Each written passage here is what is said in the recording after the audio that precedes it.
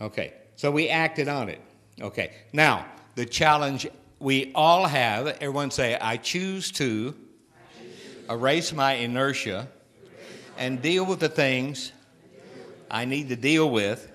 I've told the universe I need to deal with before the universe creates a situation that makes me do it. How many done that? Okay. Well, I'll get around to it, and I'll be, you're forced into it. Do it now. Be it now. Honor it now. I remember one day, she's not here this morning, one of our members here walked up to Dr. Carroll one Sunday and said, I've been thinking about going back to school and getting my degree. But if I did, I'd be 50 years old by the time I got it. And Carol said, how old would you be if you didn't get it? How many done that to yourself? Well, I'd like to do it, but... Okay. My dear friend Reverend Ike used to say, get your butt out of the way. Okay. Get your butt out of the way. I'd like to do this, but. I'd like to be this, but.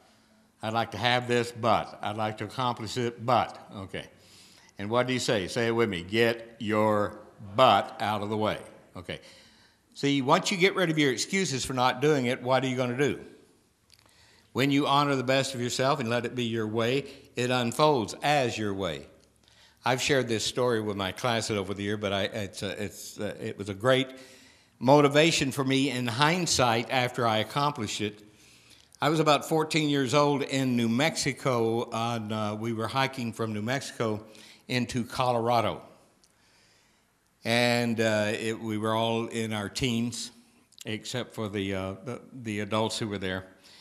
Everyone was bigger than I was. Everyone was could carry more weight than I could carry in my backpack and whatever. So we took off and we're going along. And for about 3 days, 2 or 3 days, I was about a half a mile behind everybody.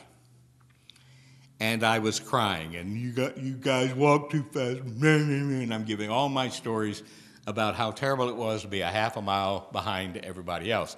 Till finally the advisors got fed up with me, and they said, we're coming to an area up here soon where there's a town nearby. We're going to get you on a bus, and we're going to send your little redheaded self back home because we've had enough of this whining and moaning about why you can't keep up. And they said, unless you can keep up, we're sending you home. Well,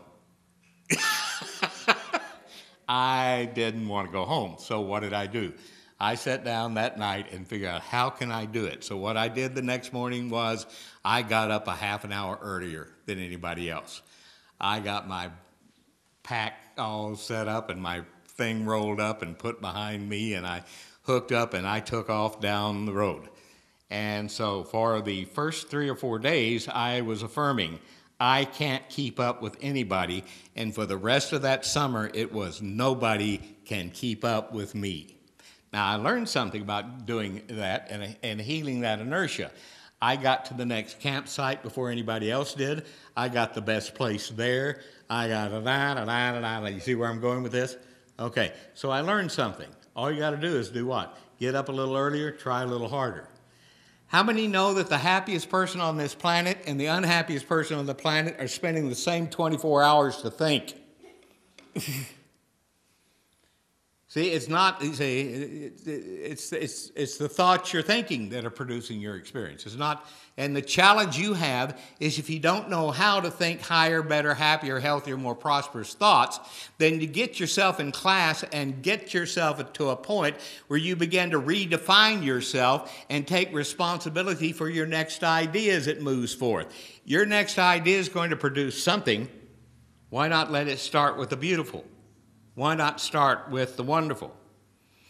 Now, the challenge we have over and over again is to know that there is a omniscient power that knows what to do and how to do it. Everybody got your hand out this morning? I love what Walt Whitman says. How many know Walt Whitman is our great uncle?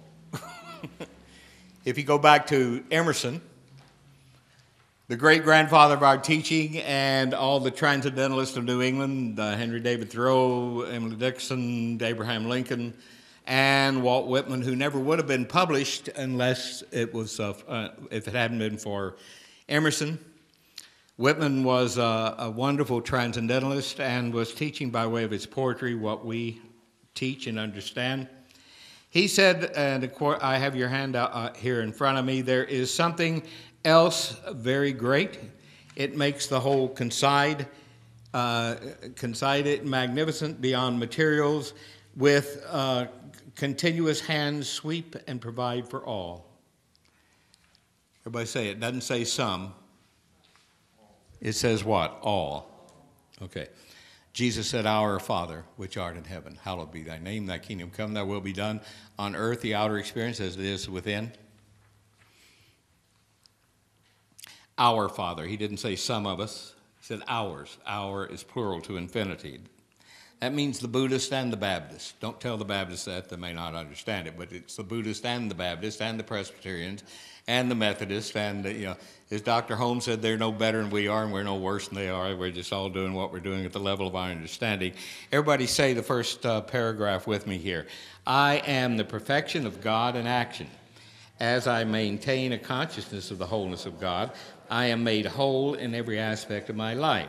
As I maintain the consciousness of the allness of God, I am prospered throughout my experience. I would like all of you, if you would do so, is to take this, put it somewhere, and when you get up every morning this week, allow yourself to affirm this and know it's so, and let's see what happens. Come back in with a report next week. That's your assignment. I haven't been to church. They gave me an assignment before. Anyhow, so here we go. I did something interesting. A lot of times when I'm preparing my lessons, I will, just to see what it does, I will go to Google and put my title in and hit it and see what comes up. And when I put breaking the inertia barrier, I hit it, and what came up was something about how to improve your golf game. And I said, okay, I'm a metaphysician. I have been for 47 years. I know how to interpret things metaphysically. So I started exploring what it was talking about in improving your golf game. And let's see if we can plug this into a metaphysical lesson. It says how to increase club head's swing speed and distance with your hand release technique. Okay? Now, what it's saying here is how to increase your distance of greater good by way of releasing. How many know in the steps of treatment? How many understand the steps of treatment? Okay, 5 steps of treatment. First step is what? Realization. There's one life. Recognition. Everyone said there's one life. Now what are we going to do? We're going to do what? Second step is identification. So that life is what? Now it's my life and your life and everyone's life. Why? Because it only had itself to make everything out of. Okay. Now we're going to go into what? Affirmation. Now when we go into affirmation, it is not to make anything happen. It's describing what is already true. You hear me?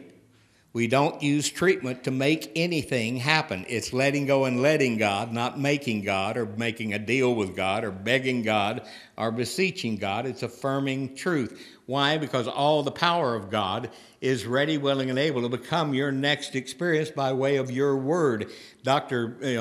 Robert Bitzer used to point out, said we're not infinite love or anything. In the beginning, there was the Word. That's what we are. We are the Word of what?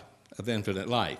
We are the Word that said intelligence. We are the Word that said self-discovery in an unlimited adventure of never-ending growth. That's the Word that we are in action. So we use the Word to move forward. It goes on with these information about golf. Said for those of you who feel you do not have the physical power to increase your distance, take note. Okay. How many ready to increase your distance? How about your life distance, your economic distance, your love distance, okay, your good idea distance, your creativity distance? Okay, so you draw a larger circle. What does the universe say when you do that? Say it with me. Yes.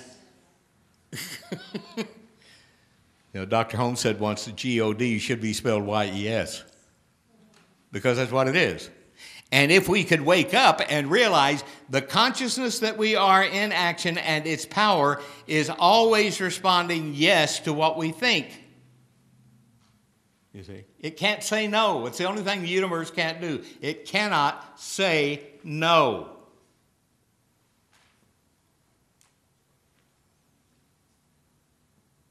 It continues in the golf lesson. Understand the mechanics of the delayed hand release technique and how it can increase your swing distance without requiring extra effort. Everybody say it's easier to be happy. It's easier to be healthy. It's easier to be prosperous. It's easier to be successful in a positive way. Now, I added in a positive way primarily because everyone on the planet is experiencing success. They are successfully being what they are thinking about all day long, no exception.